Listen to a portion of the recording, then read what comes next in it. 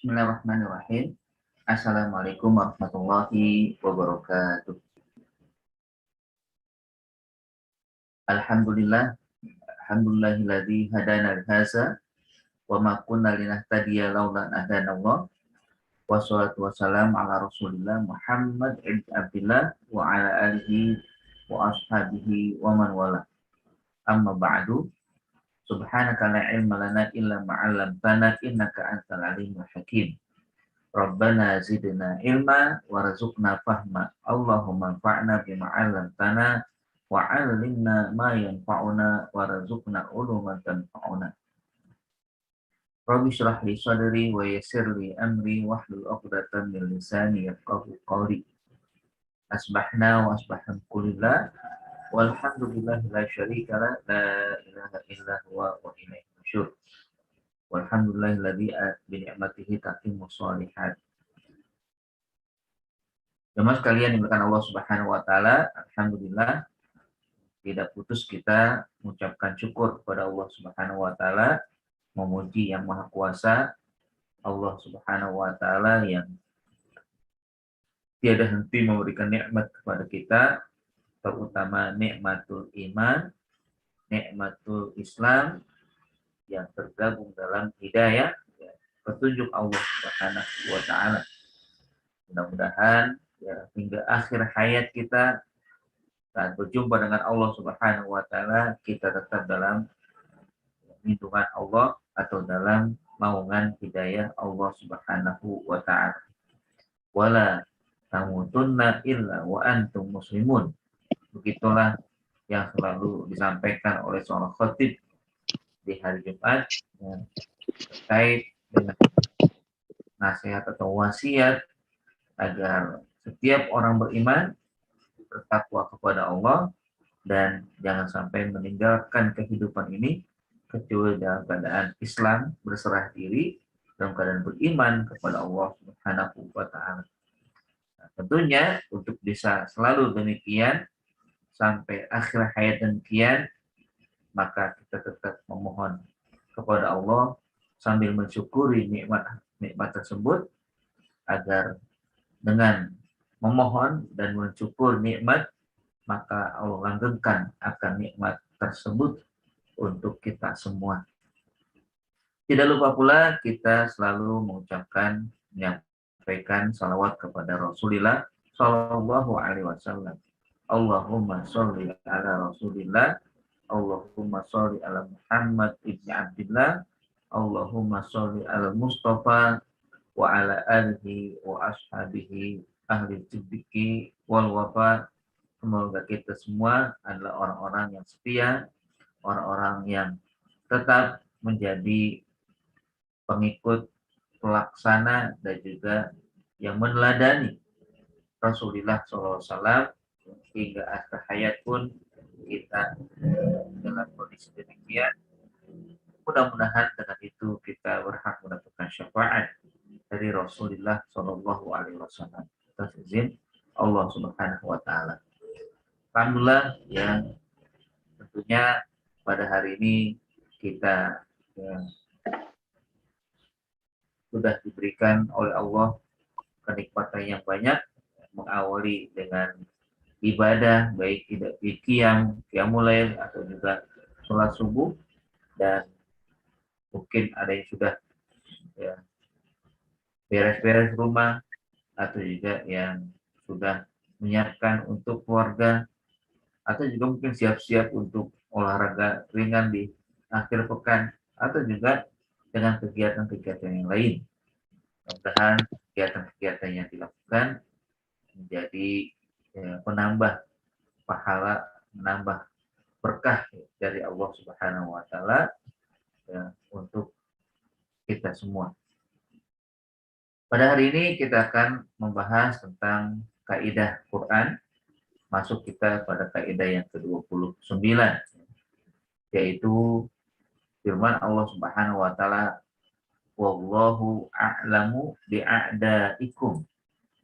Allah Maha mengetahui akan musuh-musuh kalian.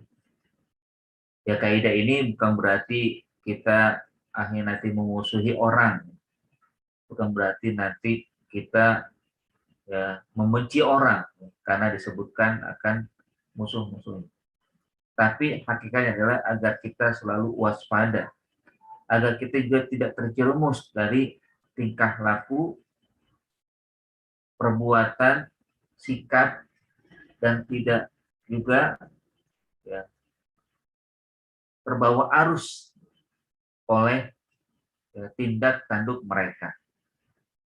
Bahwa ketika kita mengetahui akan kaidah ini, maka kita berusaha untuk menjaga diri sambil juga memohon kepada Allah agar kita diberikan perlindungan dan menjadikan Allah sebagai pelindung kita, dan cukuplah Allah yang akan menolong kita dari segala niat jahat, perbuatan-perbuatan yang dilakukan oleh mereka.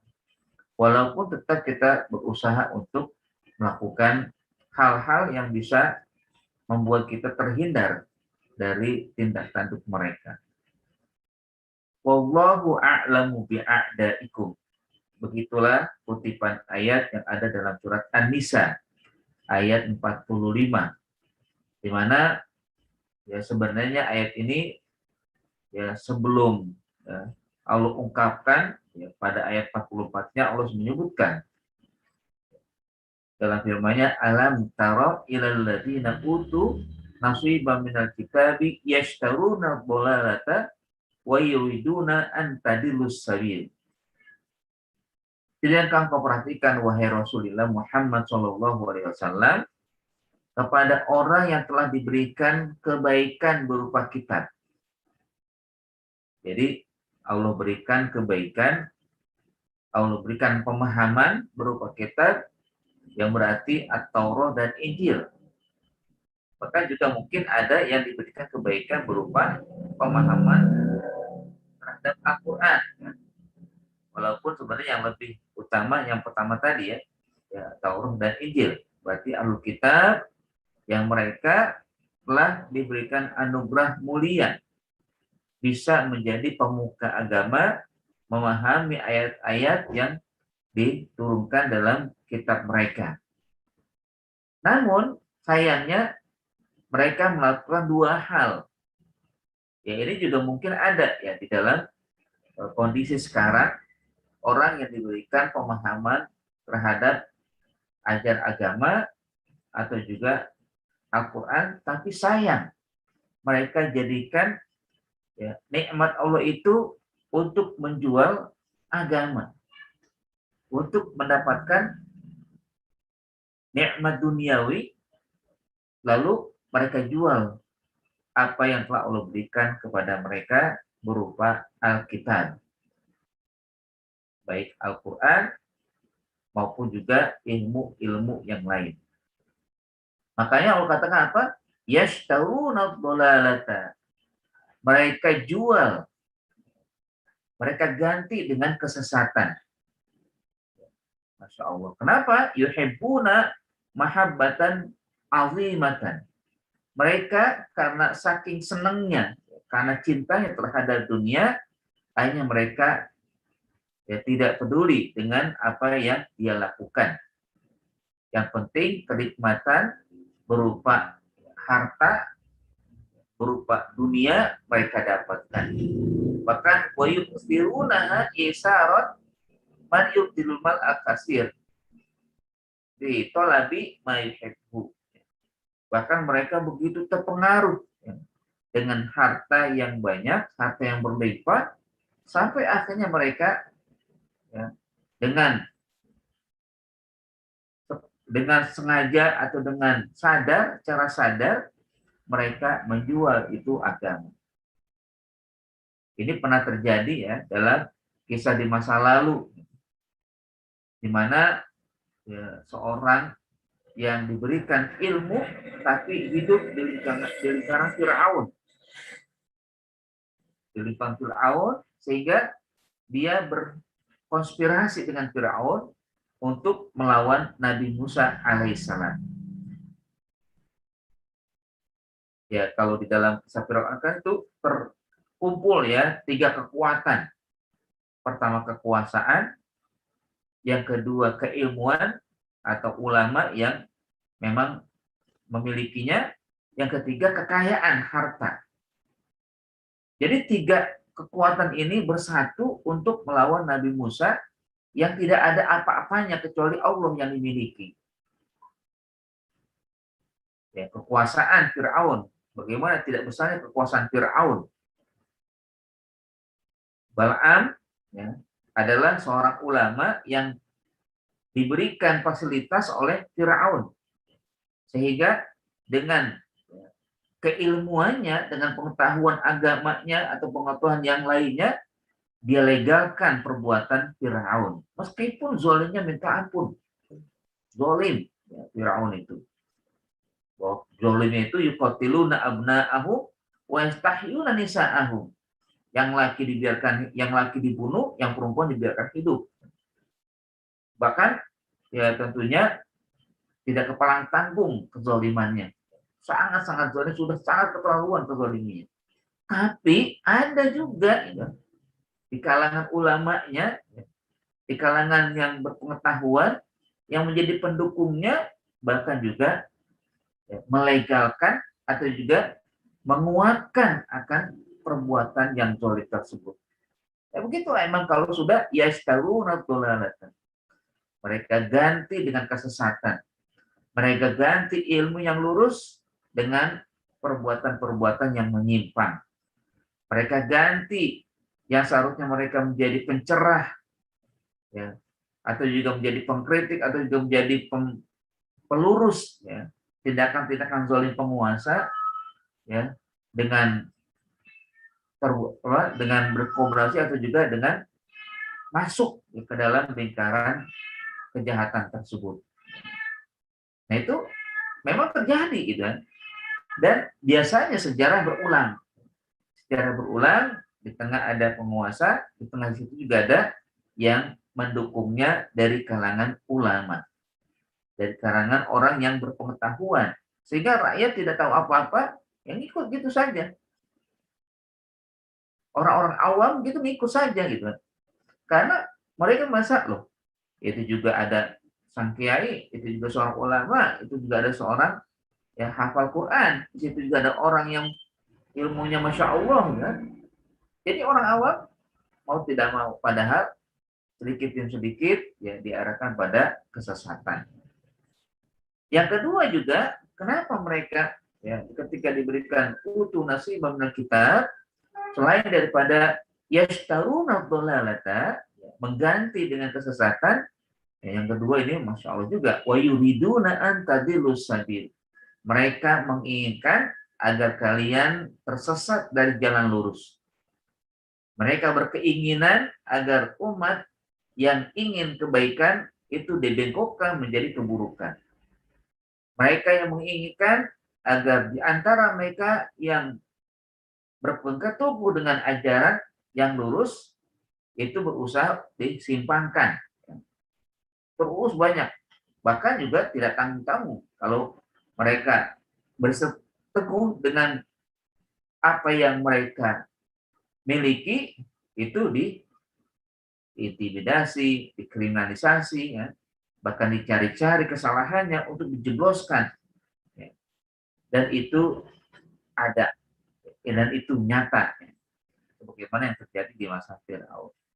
Nah, yang ketiga tadi saya sebutkan ya, kekuatan yang dimiliki atau kekuatan yang memang berkolaborasi dan juga berkonspirasi untuk melakukan kejahatan melawan Nabi Musa, yaitu kekuatan dalam bentuk harta, kekayaan. Ini juga kekayaan ini ya sangat ya besar peluangnya untuk melakukan kejahatan ya. Ya selama memang harta itu dimiliki oleh jahat kan. Makanya sebenarnya umat Islam diarahkan juga untuk memiliki kekayaan, sehingga dengan kekayaan bisa digunakan untuk kebaikan, menjadi kekuatan kebaikan.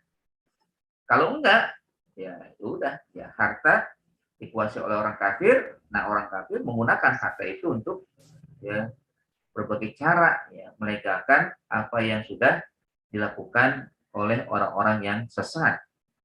Kalau dia sudah sesat, ya akan sesat semuanya udah. Makanya kata Nabi SAW, ni'mal malu lil mu'min soleh. Sebaik-baik harta adalah yang dimiliki oleh orang mukmin, orang beriman yang soleh. Aku gimana menurut hadis. Ya, karenanya kita tidak ansih ya terhadap harta. Jangan sampai kita mah cukup akhirat saja dah ya. Yang penting kita selamat gitu kan. Akhirnya nggak ada usaha gitu kan, nggak ada kerja, nggak ada keinginan semangat untuk meningkatkan taraf kehidupan ya, untuk meningkatkan harta yang sesungguhnya itu insya Allah bisa menyelamatkan manusia, menyelamatkan pemiliknya dari azab neraka. Jangan takut dengan punya harta, karena dengan harta insya Allah ya, banyak orang juga yang masuk surga karena harta. Sahabat-sahabat dari 10 yang dijamin masuk surga, riwayat itu 9 orang kaya. Ya, dari 10, 9 orangnya adalah orang yang hartawan, ya, kekayaannya berlimpah. Tapi akhirnya membuat mereka malah kata Nabi, al-ashraf al-muwasyiruna bil jannah. 10 sahabat yang dijamin masuk surga tanpa hisab. Nah, tentunya di sini kalau kita lihat dari kaidah ini adalah agar Allah Subhanahu wa taala melihat bahwa kita mungkin tidak terlepas dari usaha manusia untuk menyesatkan kita dan juga untuk menjauhkan kita dari ajaran yang benar. Dengan kekuatan harta mereka, dengan kekuatan kekuasaan mereka, dan kekuatan-kekuatan yang lain. Tapi kalau di sini memang secara spesifik ya, disebutkan oleh Allah, utu nasibah minat kita.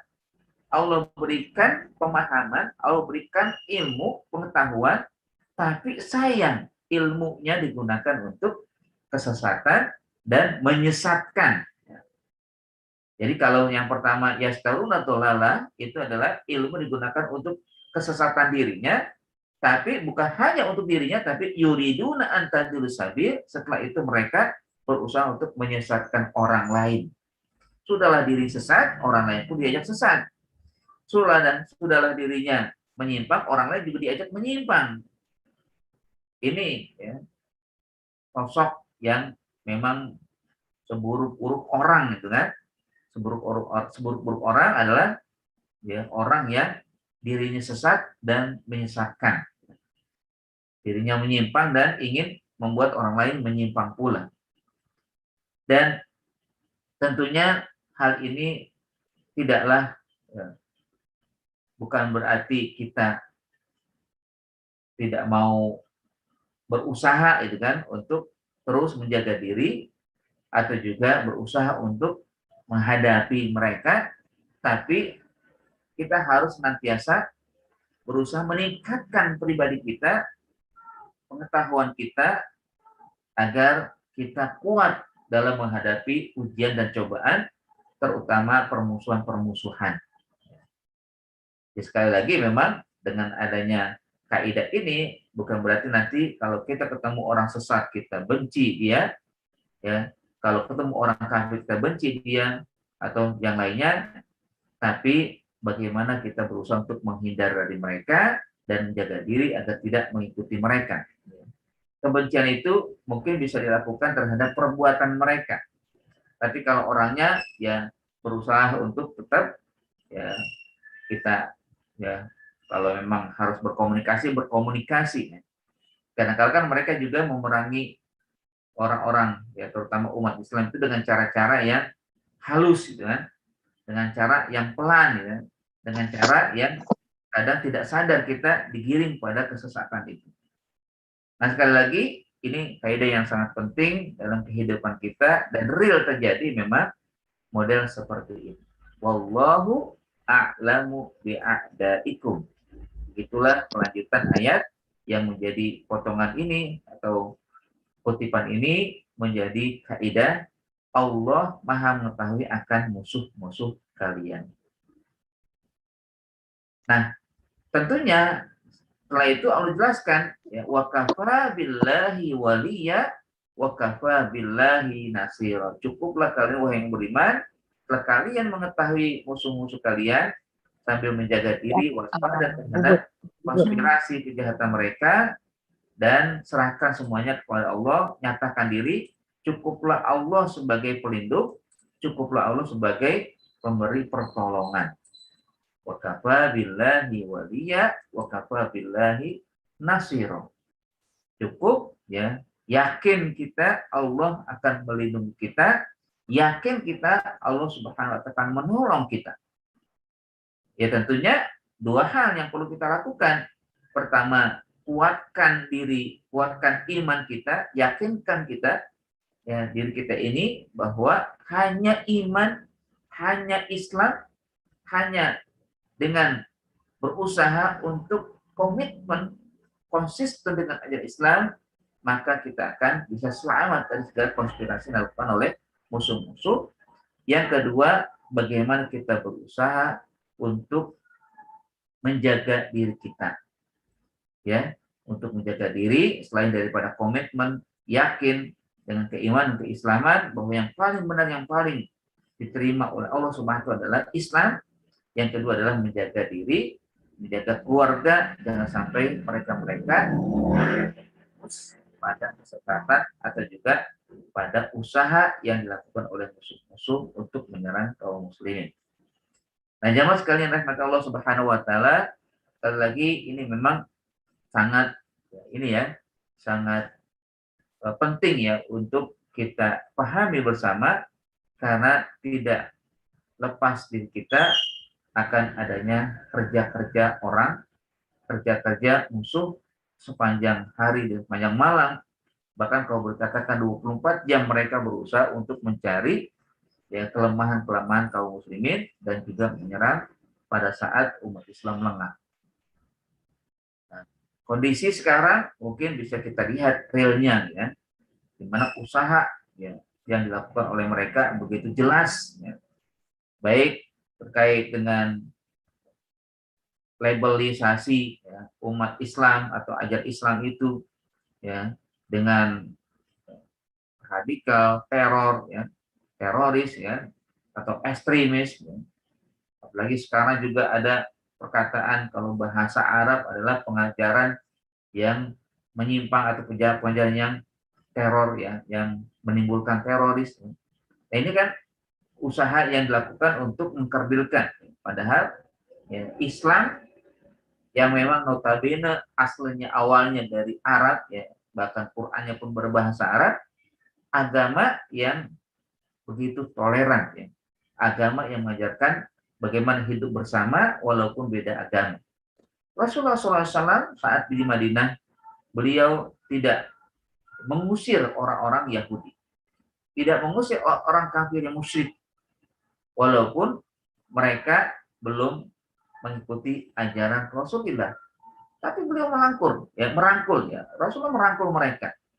Makanya ada perjanjian Piagam Madinah. Piagam Madinah ini sebenarnya piagam yang sangat universal. Bagaimana kaum yang lain itu diakui oleh Rasulullah, lalu diajak bekerja sama menjaga kehidupan bernegara, berbangsa, sehingga kalau ada musuh yang menyerang orang-orang Yahudi kah, orang-orang kafir kah, umat Islam berkewajiban membela mereka. Kalau ada luar ya, ada pihak luar, musuh luar menyerang mereka, maka kaum muslimin diperintahkan dari perjanjian itu berkewajiban membela mereka. Sebaliknya juga demikian. Yang akhirnya membuat mereka terusin bukan karena Rasul, mereka sendiri melanggar perjanjian, ya kan? Ya, jadi hakikatnya memang Rasul sendiri sudah mengajarkan ajaran yang toleran, penuh damai. As-sulhu khair. Damai itu indah. Ya. Damai. Mengedepankan damai, bukan perang. Kalaulah mungkin harus ya berperang, bukan berarti Rasul suka perang. Enggak. Tapi Rasul mempertahankan diri karena serangan-serangan yang bertubi-tubi dari pihak musuh, sehingga akhirnya kita atau umat Islam menjaga dan melindungi. Ada 5 hal kan yang harus kita lindungi. Nah, ini yang tadi juga saya sampaikan. Ada namanya hifdzun nafsi, menjaga dan melindungi jiwa, hifdzul mal, menjaga dan melindungi harta, hifdzun nasl, menjaga dan melindungi keturunan keluarga, hifzul akal, menjaga dan melindungi akal, dan juga hifzul ad-din, menjaga melindungi agama. Kalau 5 hal ini ada rongrongan dari pihak luar, maka umat Islam atau pemilik dari 5 hal tersebut berkewajiban untuk melindungi. Kalau sampai saat melindungi dia gugur, maka insya Allah syahid. Jadi ini nyata gitu kan. Rasulullah SAW tidak suka perang. Kalau memang harus berdamai, ayo damai. Ayo hidup bersama. Ya. Jangan kalian musik agama kami misalnya. Jangan kalian berusaha untuk membunuh atau juga menghabiskan kami. Dan tentunya umat Islam tidak akan takut ketika berjumpa dengan musuh-musuh kalau misalkan mereka berusaha untuk menyerang. Ya. Nah tentunya juga ya di dalam kaidah ini atau yang sebelum tadi saya bacakan ayatnya itu memang mereka berusaha untuk itu, mereka nggak tinggal diam. Mereka sudah melakukan penyimpangan karena tidak mengambil ayat Allah, menjadikan ayat Allah Subhanahu wa taala sebagai kebanggaan mereka, tapi malah mereka yastaruna dhalalata, ya, menggantinya dengan kesesatan sehingga mereka akhirnya menyimpang, dan juga mereka wayuriduna an tadilus sabil, mereka berkeinginan agar umat Islam ikut mereka lalu menjadi orang-orang yang sesat. Ya. Jadi mereka tudilun ay antadilus sabil, mereka menyesatkan orang di jalan yang lurus. Subhanallah, ini tentunya menjadi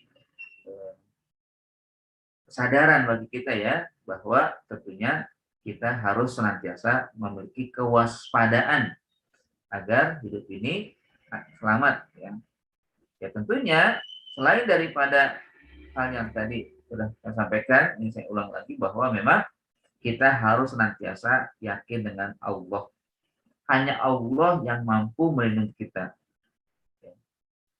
Hanya Allah Subhanahu wa taala yang memberikan pertolongan seperti itu kepada kita. Wa kafa billahi waliya, Allah yang akan mengurus urusan-urusan kalian dan urusan musuh. Ya. Tapi bukan berarti hanya ya udah tinggal diem aja lah, ya. Nggak usah kerja, nggak usah usaha, bukan juga begitu ya. Ya, paling tidak kita berusaha untuk menguatkan diri kita seperti tadi yang sudah saya sampaikan di bagian ya, lain, gitu kan, bahwa memang ya ini usaha yang kita lakukan ya agar kita memiliki kekokohan ya, kekuatan dari keimanan kita. Dan juga kita yakin bahwa kafabillahi nasiro, cukuplah Allah sebagai penolong kita semua. Tapi Allah juga bukan berarti ini ya, bukan berarti kita tinggal diam pula, tapi kita harus berusaha untuk menolong agama Allah ini. Ya. Kan dalam ayat dikatakan juga intan surullaha yansurkum. Kalau kalian bela agama Allah, Allah pun akan membela kalian. Meskipun Allah bisa saja tidak menunggu kalian bekerja, tidak menunggu kita untuk berusaha ya menolong, Allah bisa saja memberikan kemenangan untuk Islam. Tapi Allah ingin melihat siapa di antara mereka, di antara kita yang punya semangat, ya, semangat untuk bekerja membela agama Allah. Begitu. Walaupun mungkin nggak berhasil atau belum berhasil, nggak ada masalah bagi Allah. Yang penting usaha. Ya. Ada dua kan yang kita lihat dari kesimpulan hikmahnya itu kan. Ada memang kelompok yang memang tidak berjuang kecuali sedikit, tapi Allah menangkan. Selesai, nggak ada lagi yang ingkar. Selesai, nggak ada lagi yang menyimpang. Siapa mereka? Kelompok apa mereka? Itulah Ashabul Kahfi. Ashabul Kahfi ya, dengan tidur 309 tahun, bangun selesai sudah. Nggak ada yang menyimpang. Semuanya sudah mengikuti ajaran yang menurut mereka adalah itulah ajaran yang dulu mereka anut. Coba, cuma tidur, menang, ya kan? Walaupun sebenarnya sudah berusaha, tapi kan berusaha dalam rangka menjaga diri, tidak ikut kepada kelompok musuh, ya. tidak terbawa arus, gitu kan? Dan akhirnya mereka harus meninggalkan, ya, lalu tinggal menurut mereka sebentar ya di dalam gua. Tapi perjuangan mereka diapresiasi oleh Allah, walaupun tidak secara maksimal mereka lakukan, kecuali dengan ya mempertahankan diri. Allah ubah generasi selama 300 tahun, ya. 300 tahun, ya, perubahan begitu drastis tentunya, ya, tidak lagi ada yang menyimpang. Saat mereka bangun, kondisi sudah berubah. Gak ada lagi raja, gak ada lagi penduduk, gak ada lagi orang-orang yang mengusir dia. Itu yang pertama, memang usaha, ya, memang baru sebagian, lalu Allah menangkan itu tanpa kerja yang selanjutnya dilakukan oleh seorang yang berjuang menjaga agama. Nah, yang kedua yang diharapkan oleh Allah adalah berusaha, kerja semaksimal mungkin, lalu insya Allah akan berikan kemenangan. Wakafa billahi nasira. Itulah yang maksimal dilakukan oleh Rasulullah, ya, bagaimana beliau turun ke jalan, turun ke lapangan, turun ke medan perang untuk memerdekakan diri, atau juga untuk mempertahankan diri, untuk, ya, melawan tindak tanduk perbuatan orang-orang kafir yang ingin membunuh mereka. Sampai turun, gitu kan? Karena kenapa? Karena inilah yang memang harus dilakukan ketika kita tahu musuh sudah dekat menyerang. Dan itulah akhirnya Rasulullah SAW dengan para sahabat mendapatkan kemenangannya. Kalau ini kan dilakukan dua, ya. Kerja keras, akhirnya Allah berikan kemenangan. Karena intan surullah itu, kalau kalian membela agama Allah, yansurkum, Allah pun akan membela kalian. Ini tentunya adalah eh, keinginan, ya, keinginan setiap hamba untuk menang, ya. Tapi keinginan ini tentunya harus kita kembalikan kepada Allah. Sambil juga tentunya kata-kata wa kafa billahi nasira, kita harus senantiasa mohon dan meminta kepada Allah setelah berusaha untuk diberikan kemenangan dalam berbagai kancah peperangan. Nah, jamaah sekalian rahmati Allah Subhanahu wa taala, ya, bahwa memang kita tidak akan lepas, ya, dari berbagai usaha, ya, permusuhan-permusuhan, ya. Kan dikatakan wallahu a'lamu bi'a'daikum. Allah mengetahui akan musuh-musuh kalian, bukan satu musuhnya, tapi ada. Ada itu jamak, tidak terbilang, ya. Kalau dalam kaidah bahasa Arab, kalau sebut ada itu berarti antara dari 3 sampai 10, dan itu menjadi jamak, ya, atau lebih tanpa terbatas. Ada ikum, ya, musuh-musuh kalian. Secara spesifik memang dalam hadis dikatakan bahwa musuh umat Islam, musuh orang beriman itu paling tidak ada 5. 5 musuh orang beriman. Pertama, musuh yang nggak kelihatan, ya, yaitu setan. Asyaitanu yudilluhu. Setan yang berusaha menyesatkan manusia.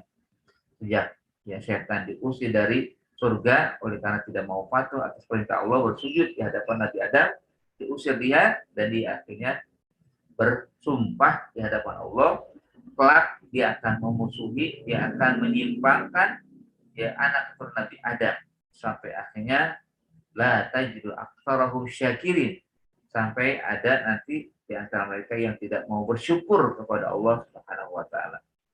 Dan mereka tidak tanggung ketika ingin menyesatkan manusia, datang berbagai arah penjuru angin, ya. Dari depan dia datang, dari belakang dia datang, dari sisi kanan dia datang, dari sisi kiri dia datang, agar kaum muslimin, ya, tidak mau bersyukur, atau juga nanti akhirnya mau menyimpang mengikuti ajaran-ajaran yang sesat.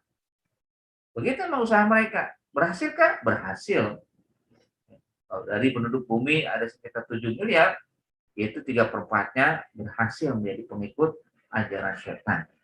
Sesat mereka, menyimpang mereka, ingkar mereka kepada Allah Subhanahu wa taala begitu nyata. Ya. Jadi 3,4% itu kan, masya Allah besar sekali. Kita cuma 1/4%, kan, 1/4, ya, yang, ya, menjadi pengikut ajaran Islam atau menganut ajaran Islam. Nah ini tentunya dari 4 arah saja sudah kelepok-kelepok kita lah ya. Sudah nggak sanggup sebenarnya. Bayangkan ya, datang dari berbagai sisi. Depan gitu kan. Akhirnya orang melihat indahnya dunia sehingga lupa akan akhirat. Kejar terus dunia. Pada akhirnya setelah dikejar dia tidak mampu, dan banyak ketika mampu stop di situ, selesai akhir hayatnya datang ya, tidak lagi bisa dinikmati kan. Dunia saja hanya. Minkum mayuridu dunia, di antara kalian ada juga yang memang senang kepada dunia. Ya walaupun tadi jauh juga saya katakan nggak ada masalah sebenarnya senang, tapi yang sampai kesenangan itu keterlaluan atau sampai melampaui batas ya. Sehingga akhirnya harta yang diberikan oleh Allah bukan saja tidak disyukuri, tapi dijadikan untuk ya, menyetop atau juga untuk menghambat orang-orang di jalan Allah ya, yuriduna antadilus sabil tadi ya, untuk menyesatkan orang dari jalan yang lurus ya. Itu dari depan itu kan ya, dari depan mereka ya, setan-setan berusaha untuk menghias kehidupan dunia alam semesta ini dengan harta yang berlimpah silau semua. Jadi tadi ya, ya staruna itu ya, mereka akhirnya dengan sadar mereka membeli mengganti iman dengan harta. Nah, ini sesat. Dari belakang, setan datang dari belakang. Apa coba? Setan itu berusaha menghapuskan bahwa ya akhirat tidak ada. Kalaupun ada, gampang lah gitu kan. Bisa nanti disusul gitu kan. Jadi ditunda-tunda tuh kalau untuk berbuat menuju akhirat. Selalu disuruh untuk ya tidak memikirkan akhirat. Menganggap akhirat itu mah gampang ya. Nanti bisa dicari gitu kan. Nanti bisa kelihatan kalau sudah sukses, padahal kesuksesan belum tercapai pada dirinya. Ya, pokoknya begitu. Ya, akhirat itu dibuat jauh sekali. Seakan-akan masih lama hidup ini. Padahal kita tidak tahu hidup itu di tangan Allah ya. Tapi itulah yang terjadi. Setan berhasil juga membuat manusia tidak percaya kepada akhirat. Kalaupun percaya, percayanya adalah bahwa di akhirat ada surga. Ya.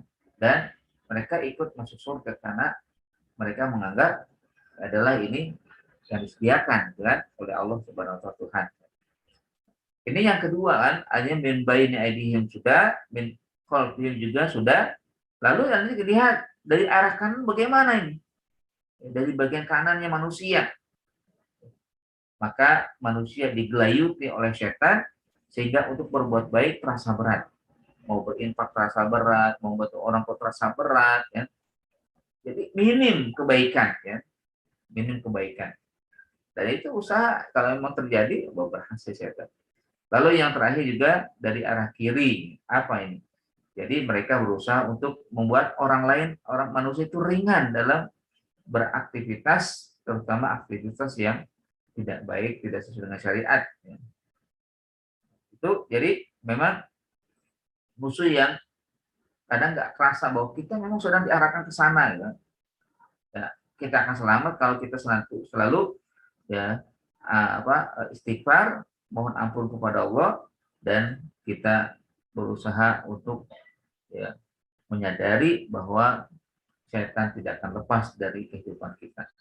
Nah yang kedua juga kafirun yuhariku, orang kafir yang memang ingin memusnahkan umat Islam, maka mereka tidak peduli yuharibuhu, ya, memerangi mereka, ya, orang kafir memerangi kaum muslimin. Ya.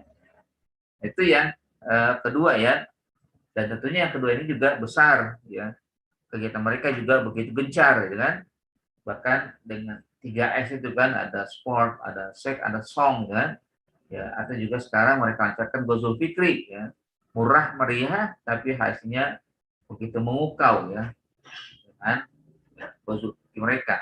Di antaranya adalah ulama tadi, ulama yang terkena Gozul Fikri akhirnya ya, masuk ya ke salah satu tempat ya kan, akhirnya dia malah menyimpangkan ya. Jadi itu ya yang kedua ya, bahwa memang setan yang pertama itu orang kafir, yang kedua musuh manusia itu ya orang kafir yang senantiasa memerangi. Jadi apa dengan gembar-gembor mereka peradaban-peradaban yang katanya kemajuan, ya merupakan kemajuan teknologi dan juga ilmuwan pengetahuan, itu hakikatnya sebagai kamuflase mereka. Mereka ingin menyesatkan manusia yang akhirnya tidak percaya kepada Allah atau juga mau ya istilahnya eh, jadi pendukung mereka gitu kan. Walaupun mungkin baju Islam, baju iman tidak dilepaskan, ya. Tapi mereka bekerja sama untuk memusuhi umat Islam. Nah, yang ketiga adalah munafikun yubghiduhu, orang munafik yang membenci. Orang munafik nggak pernah juga berhenti. Dan mereka sebenarnya bukan mukmin tapi orang kafir, munafik. Ya, kenapa? Karena memang ya mereka paham kan bahwa mereka sudah diberikan iman Islam ya, tapi nggak dijaga, justru dia malah ya lakukan tindakan-tindakan ya, tindakan-tindakan yang menyesatkan. Nah, jamaah sekalian yang hati Allah Subhanahu wa taala, sementara ya, orang munafik yang memang kalau dikatakan musuh dalam selimut yang sangat berbahaya, lebih berbahaya daripada orang kafir yang terang-terangan, ya, karenanya perlu kita waspadai ya, lontaran-lontaran kata di seorang muslim tapi mengatakan Islam itu teroris, lontaran kata dia mengaku dirinya muslim tapi ya mencela dan mencaci Nabi Muhammad kan, ya, bahkan juga mencela umat Islam ya, dan lain-lain, ya itu adalah kegiatannya orang munafik. Lalu yang keempat adalah ya, nafsun tunazi'u, jiwa kita yang memang selalu ingin mengalahkan kebaikan yang ada di kita. Mau berbuat baik hanya dibisikin. Ya, nanti kalau kamu ini, kamu begitu kan. Kalau kamu infakkan, harta kamu akan berkurang. Enggak, gimana ya? Jiwa ini hawa nafsu yang sudah ya mengungguli rohnya itu terasa berat untuk berbuat baik. Terasa ya bahwa pandangan secara materi itu besar ya.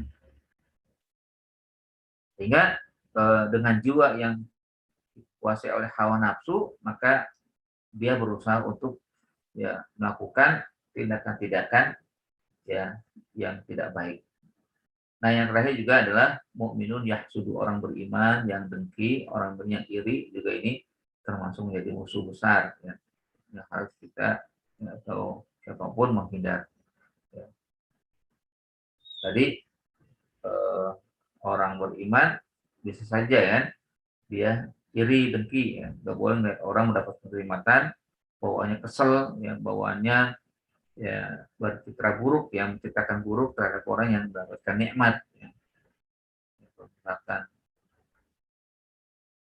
ya apa namanya eh, lakukan perbuatan ya, maka orang yang dengki itu kan melihat nih kalau ada kebaikan dan tercapai dia akan tidak suka. Tapi kalau belum tercapai atau juga mungkin ya sesuai dengan keinginan mereka, maka mereka berusaha untuk terus memompa agar ya,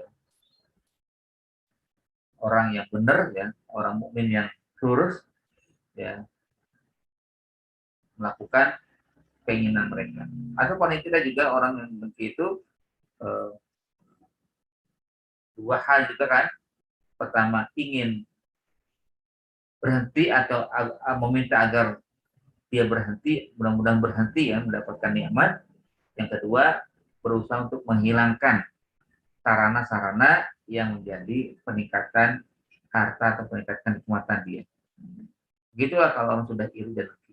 Nah, jamaah sekalian rahmat Allah, ya sekali lagi bahwa ini merupakan satu kaidah yang penting bagi kita terkait dengan ya Allah menginformasikan kepada kita bahwa Allah mengetahui akan musuh-musuh bagi kalian orang beriman, namun jangan menjadi antipati atau juga menjadi orang yang takut, tetaplah berjuang dan bekerja karena Allah lah yang melindungi, Allah juga yang akan memberikan pertolongan ya. Kisah yang ada di dalam umat yang lalu itu menjadi contoh Bahkan ada juga kisah yang memang dia nggak bisa mati kecuali dengan menyebut nama Allah ya, yang seperti dalam kisah Ashabul Ukhdud itu kan, ya kan, kisah pemuda yang berjuang gigih untuk menjalankan umat, lalu akhirnya marah si raja, udah pokoknya harus dibunuh. Bunuh sekarang juga, dibawa ke tepi jurang. Semuanya nggak ada selamat ya, kecuali yang selamat adanya si pemuda ini. Ya. Karena dia belum tentukan untuk mati saat itu kan.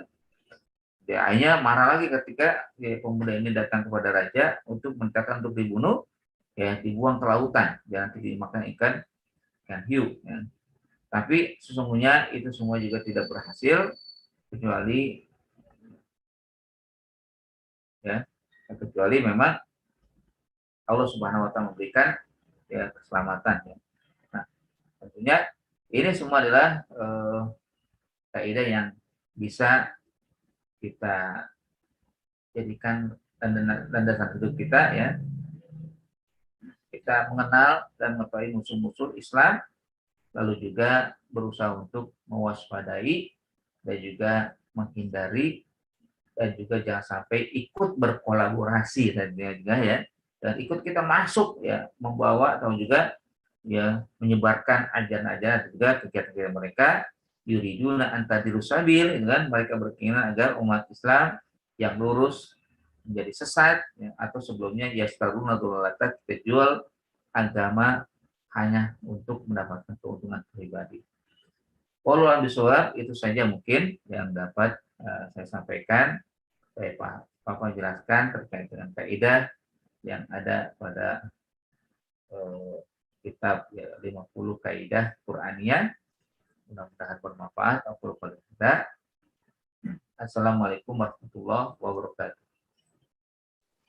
Ustaz, saya mau nanya. Ya, Bu Bunda. Ya, terima kasih. Ini pertanyaan yang pertama ya. Apa kiat agar kita tetap istiqomah atau keteguh dalam keimanan kita? Karena bisa saja Allah itu yang muqallibal qulub ya Ustaz ya. Bisa saja Allah bisa hati manusia itu bisa aja dibalikkan gitu ya. Dengan kita setiap hari baca doa atau Quran dengan ihdinas siratal mustaqim, tapi kita juga memohon kepada Allah agar tetap teguh dalam keimanan kita. Ini kiatnya apa aja ya Tad? Itu yang pertama. Yang kedua, tadi musuh Islam itu diantaranya orang kafir. Nah kita ini kan di Indonesia banyak orang-orang yang di luar Islam gitu ya, agama, ada beberapa agama di Indonesia ini gitu. Nah ini seperti apa musuh Islam yang sementara yang kita harus waspadai gitu, karena kita kan di sini di Indonesia ini kan agama kita harus toleransi dalam sebatas apa gitu. Kemudian yang ketiga, yang terakhir, ketika Islam dilecehkan ya, kita kan sebagai rakyat biasa gitu, itu tidak ada kuasa untuk membela Islam yang memerangi atau apa gitu saja. Seperti contohnya lah di Indonesia ini seperti Habib Rizik yang begitu, yang kalau saya katakan Habib Rizik ini adalah Umar Indonesia gitu ya. Karena beliau itu memang benar-benar membela kezoliman yang ada di Indonesia ini, baik masalah kemungkaran atau nahi munkar dan juga masalah agama yang dilecehkan, tapi tetap nggak punya keberdayaan karena dikuasai dengan hukum yang ada di Indonesia ini yang berbicara gitu Ustaz. Nah ini mohon penjelasannya. Terima kasih. Assalamualaikum warahmatullahi wabarakatuh. Waalaikumsalam warahmatullahi wabarakatuh. Baik, terima kasih Ibu Farida dan pertanyaan. Pertama, bagaimana kita bisa istiqomah ya dengan kondisi atau dengan keadaan yang ada ya. Memang istiqomah adalah perbuatan yang sangat berat ya. Lisan mungkin ringan mengucapkan, tapi amalan berat. Tapi tidak berarti kita akhirnya tidak mau berusaha ya untuk tetap istiqomah di tengah gencarnya ya ajaran-ajaran atau juga permusuhan yang disebabkan baik langsung maupun tidak langsung, halus ataupun kasar kan. Yang pertama adalah ya tidak tidak boleh berhenti untuk memohon kepada Allah, doa dan doa, karena hanya doa lah, dengan doa insya Allah Allah mengabulkan dan akhirnya menjaga kita dalam kondisi yang sekarang ini dalam hidayah, gitu kan. Rabbana la tuzigh qulubana ba'da idh hadaitana wa hab lana min ladunka rahmah innaka antal wahhab. Ya Allah, jangan kau simpan kami, telah kau berikan hidayah kepada kami. Ya, itu ya diantaranya ya doa yang patut kita selalu baca. Rasul sendiri aja selalu mohon kepada Allah ya, ya muqallibal qulub, tadi dibacakan oleh Muqarridah ya muqallibal qulub, ya sabit qalbi ala dinika ya. Jadi mohon kepada Allah terus-terus ya, karena dengan permohonan itu maka ya, kelak Allah menerima, Allah mengabulkan, akhirnya Allah jaga, Allah pelihara kita dengan kondisi dalam hidayah. Nah, yang kedua juga caranya adalah ya tentunya berusaha kita tingkatkan ya apa yang kita tahu tentang cara untuk menguatkan iman kita. Apa itu ibadah? Tetaplah beribadah kepada Allah. Jaga itu ibadah yang sudah Allah perintahkan kepada kita. Pelihara, tunaikan dengan sebaik-baiknya. Karena ya agar kita punya kekuatan iman, kekuatan spiritual itu kan dengan ibadah. Ya. Atau juga dengan tilawatil Quran, ya. Atau juga dengan mengkaji ayat-ayat Allah, ya, meningkatkan pengetahuan, ya, sehingga dengan pengetahuan dan hal-hal yang memang secara spiritual pengetahuan kita miliki, maka menguatkan, mengokohkan hidayah yang sudah Allah berikan kepada kita. Yang ketiga juga jangan lupa bahwa kita punya sahabat, punya lingkungan, maka berusahalah untuk mencari membentuk lingkungan yang soleh, sehingga kita terjaga juga dengan lingkungan yang soleh itu. Ya, kalau punya sahabat yang benar ya. Kalau punya lingkungan yang benar, ya itu yang memang bisa kita lakukan. 3 hal itulah yang bisa kita lakukan untuk bagaimana istiqomah di jalan Allah. Ya, kayak yang pernah saya sampaikan bahwa as-sahib sahib. Ya, teman itu menarik. Ya, sahib, sod pakai sod itu berarti teman, sahib pakai sin berarti menarik. Siapapun teman itu, kalau temannya soleh, temannya baik, temannya bagus, ya kita akan tertarik pada kesolehan, kebagusan, kebaikan teman kita. Dari kebaikan juga demikian. Ya, kalau sahibnya ya bejat, kan, tidak baik, tidak benar, kita akan tertarik juga, akan tertarik oleh kebenaran mereka. Nah itu yang mungkin bisa saya jawab yang pertama. Yang kedua ya, tentunya ya kita diperintah oleh Allah untuk hidup toleran, untuk hidup bersama. Selama mereka tidak memusuhi, kita tidak boleh juga memusuhi mereka. Selama mereka tidak mencela, maka kita harus menjaga dan menghormati apa yang mereka yakini. La ikraha fiddin, ya. Ada juga dalam selain apa antatuk lunas hatta yakunu mu'minin, itulah peringatan Allah kepada Rasul. Tidak ada paksaan dalam beragama. Apakah kamu harus membenci orang sampai mereka mau masuk Islam? Enggak boleh. Dilarang begitu. Ya udah, hiduplah bersama. Ya tentunya juga harus menjaga juga toleransi, jangan bukan toleransi yang kebablasan, gitu kan. Kali ada juga kita menjaga toleransi, hanya baca sholawat di gereja, ya mereka diboleh masuk masjid untuk nyanyi-nyanyi, kan nggak benar. Masing-masing punya tempat untuk ibadah, silakan. Ya. Jangan ya membuat dengan alasan toleransi memasukkan yang nilai-nilai agama, ya nilai-nilai yang sifatnya keyakinan itu kan masuk ke situ. Ini kan ritualitas yang memang harus dilakukan di masing-masing sesuai dengan tempatnya. Masjid itu ya untuk ibadah. Masjid itu untuk pelaksanaan ibadah umat Islam. Jangan diberikan kepada mereka. Ya. Ini bukan toleransi namanya, tapi pembodohan. Kalau mereka nggak mau sih, kita harus tetap menjaga. Makanya kenapa sih umat Islam, kenapa sih negara kita aman, damai, nggak ada perang? Karena mayoritas kita, mayoritas umat Islam itu pandai menjaga kedamaian. Islam itu pandai menjaga ya bagaimana umat yang lain itu damai, ya, terjaga, terlindungi. Coba kita lihat tempat lain. ya, yang minoritas ya. Damai nggak mereka?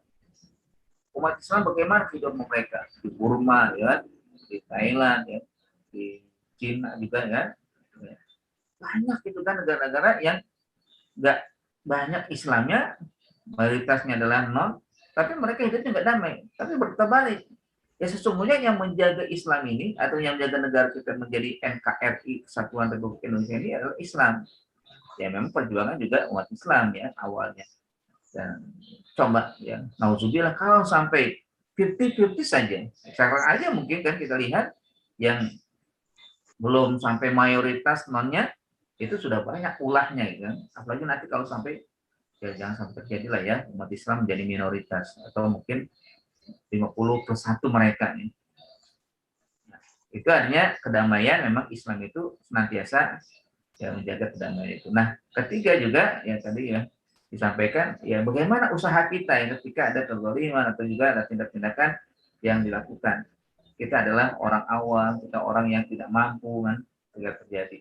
Ya, kalau dalam hadis kan dikatakan man ra'a minkum munkaran falyughayyir bi yadihi wa min yasati fa bi lisani wa min yasati fa bi qalbi. Kita itu memang pada tingkat yang terakhir. Ya, kita nggak mampu ya. Walaupun tetap harus menyuarakan kebenaran gitu kan. Tapi kita sampaikan bahwa sudah ada kezaliman di sini, ada kezaliman di sini, kerusakan di sini. Sampaikan, suarakan. Mereka tidak melakukan itu udah lepas kita. Mereka sudah punya ya sebenarnya kendali gitu kan, tapi mereka tidak mau menggunakannya ya. Nah itulah akhirnya menjadi kecaman dari Allah Subhanahu Wa Taala kalau mereka sudah punya kekuasaan tapi tidak digunakan, berarti tidak amanah. Jadi tingkat tindakan itu ada 3 kan, ketika ada munkaron itu. Kalau yang pertama itu penguasa, levelnya ya biadihi dengan tangan itu, levelnya ya penguasa. Mereka punya ya apa saja mereka punya ya, alat untuk menggebuk orang kafir, orang yang jahat gitu kan, orang yang melakukan tindakan-tindakan ya yang tidak benar gitu kan. Nah, yang kedua pabilisani ini ya para ulama ya, para para cendekiawan ya menyuarakan tentang kebenaran yang seharusnya dibela dan tentang pemungkaran yang harus dihancurkan. Yang ketiga adalah orang-orang masyarakat umum ya. Pabikol dengan hati kita mendongkol itu kan akan permusuhan, akan ya kezaliman yang terjadi. Kita tidak rela demikian gitu kan. Tapi untuk berbuat seperti di atas itu nggak bisa. Ya tentunya dengan bisa menyuarakan atau juga ya hati ini tidak suka dengan perbuatan itu. Nah, mungkin itu ya Bu Farida. Ya, jazakallah Ustaz. Baik, ada yang lain mungkin? Yakrim. Iya nih. Ya. Baik, terima kasih sudah pukul 7:01. Terima kasih, kita cukupkan ya. Mudah-mudahan kita semua senantiasa dijaga Allah Subhanahu Wa Taala, dilindungi, diberikan hidayah dan petunjuk, istiqomah di jalan Allah Subhanahu Wa Taala. Meskipun di tengah serangan-serangan musuh, kita tetap terjaga dan kuat dalam menjaga nilai agama Islam. Kita yakin Islamlah yang paling benar, Islam yang akan bisa memberikan keselamatan kepada kita. Amin ya rabbal alamin. Nah, kita juga tutup dengan doa. Bismillahirrahmanirrahim. Alhamdulillahirabbil alamin. Hamdan syakirin, hamdan na'imin, hamdan yuafi ni'amahu wa yukafiru. Ya Rabbana lakal hamdu wa lakal syukru kama yanbaghi li jalali wajhikal karim wa 'azim sultanik. Radina billahi rabban wa bil islami dinan wa Muhammadin nabiyyan wa rasulan. Allahumma shalli ala sayyidina Muhammad. Allahumma ighfir lana wa liwalidina warhamhum kama rabbayana shaghira. Allahumma ighfir lil muslimin wal muslimat wal mu'minin wal mu'minat al ahya wal amwat. Birahmatika ya Allah innaka antas samiul qarib mujib da'wat ya qadiyal hajat. Allahumma adfa'anna al-bala wal ghala wal fahsya wal ta'un wal fitan wal mihan ma zahara minha wa ma batan birahmatika ya Allah ya rabbal alamin. Allahumma innaka afuwun karim tuhibbul afwa fa'fu ya karim. Rabbana la tuzigh qulubana ba'da idh hadaytana wa hab lana min ladunka rahmah innaka antal wahhab. Rabbana atina fid dunya hasanah wa fil akhirati hasanah wa qina adzabannar. Wa sallallahu ala sayyidina Muhammadin wa ala alihi wasallam. Walhamdulillahirabbil alamin. Terima kasih. Assalamualaikum warahmatullahi wabarakatuh. Waalaikumsalam warahmatullahi wabarakatuh. Mohon izin Ustaz. Assalamualaikum warahmatullahi wabarakatuh. Waalaikumsalam warahmatullahi wabarakatuh.